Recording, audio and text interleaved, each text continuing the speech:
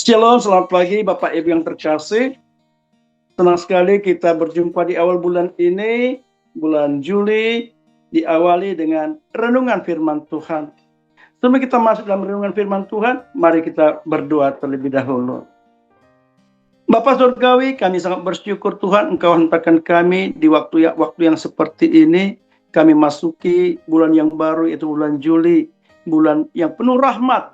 Tuhan menyertai kami.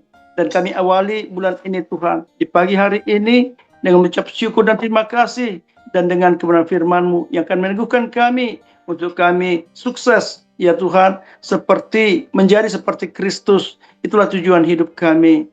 Karena itu Bapa, kami siapkan hati kami untuk mendengarkan kebenaran firman-Mu, sehingga kami siap menghadapi apapun sepanjang hari ini, bahkan sampai Engkau datang yang kedua kali. Terima kasih Tuhan, di dalam nama Yesus Kristus kami syukur berdoa. Amin. Shalom Bapak Ibu yang terkasih, pada pagi hari ini saya akan renungan yang singkat ya, dengan judul Hati yang Berjaga-jaga. Firman Tuhan ini ada tertulis dalam Lukas pasal 21 ayat 34 sampai 36. Karena hanya 3 ayat saya akan bacakan buat kita semuanya. Lukas 21 ayat 36, ayat 34 sampai 36. Jagalah dirimu supaya hatimu jangan syarat oleh pesta pora dan kemabukan serta kepentingan-kepentingan duniawi, dan supaya hari Tuhan jangan dengan tiba-tiba jatuh ke atas dirimu seperti suatu jerat. Sebab ia akan menimpa semua penduduk bumi ini. Berjaga-jagalah senantiasa sambil berdoa, supaya kamu beroleh kekuatan untuk luput dari semua yang akan terjadi itu, dan supaya kamu tahan berdiri di hadapan Anak Manusia. Nah, Bapak Ibu yang terkasih, saya sekali lagi rindu membacakan firman ini, supaya kita memiliki hati yang firman ini meresap di hati kita. Saya bacakan sekali lagi.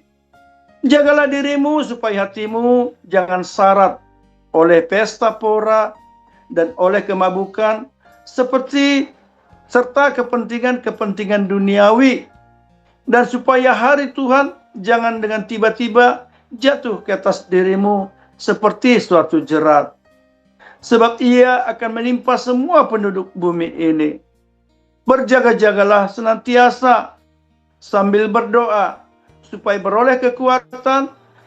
beroleh kekuatan untuk luput dari semua yang akan terjadi itu, dan supaya kamu tahan berdiri di hadapan Anak Manusia.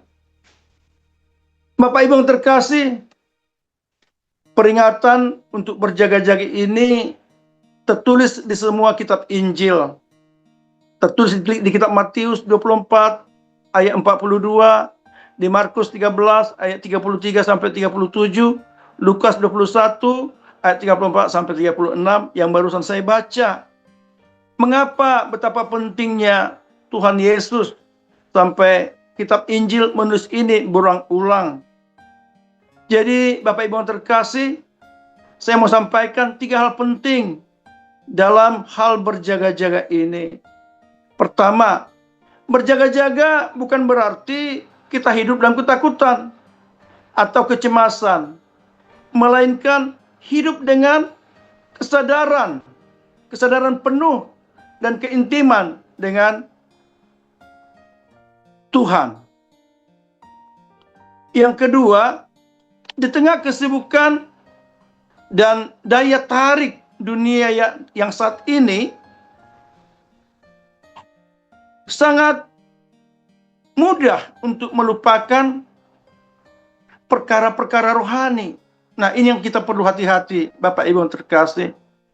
Contohnya ya, Bapak Ibu yang terkasih, dan ini sering terjadi, saya lihat dan saya saksikan.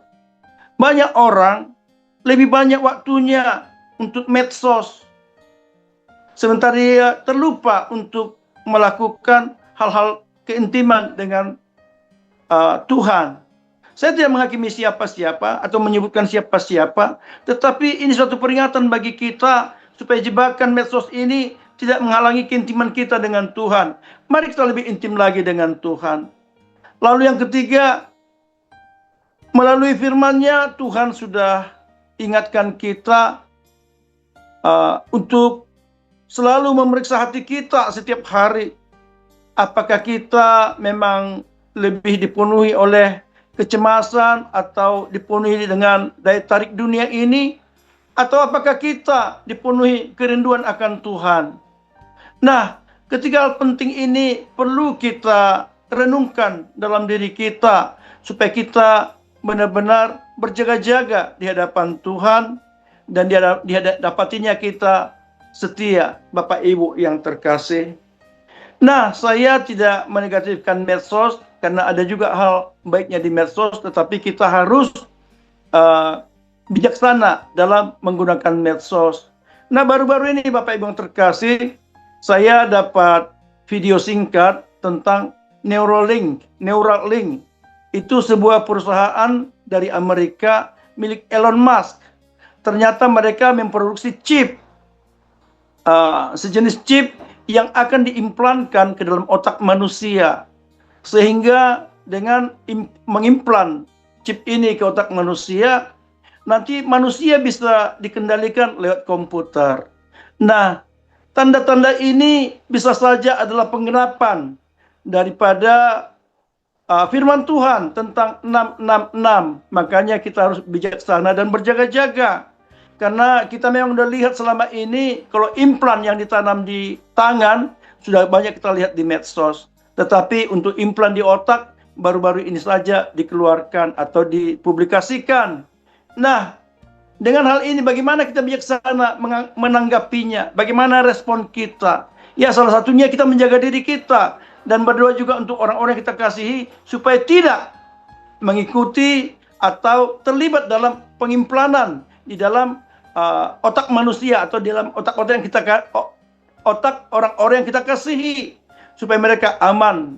Sehingga seperti firman Tuhan katakan, kita bersih dan tidak kotor, tidak najis, tidak terlibat dengan hal-hal yang dari dunia ini, khususnya dari antikris 666. Nah, Bapak Ibu yang terkasih, lewat renungan kita di pagi hari ini, mari kita berjaga-jaga, menyelidiki hati kita, hidup dalam keintiman dengan Tuhan. Demikian Bapak Ibu, renungan singkat kita di pagi hari ini. Tuhan Yesus memberkati.